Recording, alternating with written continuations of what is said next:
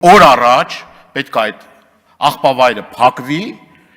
որովհետև անտանելի է այն պայմանները, որով որ մեր քաղաքացիները ստիպված են լինում ամեն օր այդ թունավոր ծուխը շնչելու, այդ գարշահոտությունը։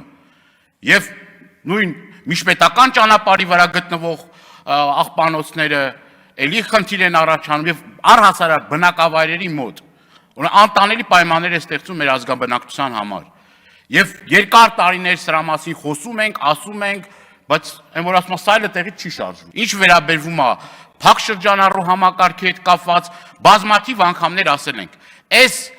օրենքը, որը որ ընդունվել է ազգային ժողովում, սա հարվածելու է ձկնաբուծությանը,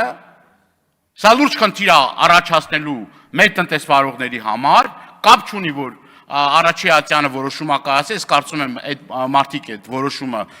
ձկնաբույսները կբողոքարկեն, բայց սա ուղիղ ազդելու է ոլորտի զարգացման վրա։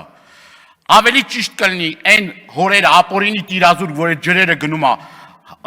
տարբեր ուղղություններով, ոչ կոնսերվացնում այդ հորերը, ոչ էլ աշխատանք կատարվում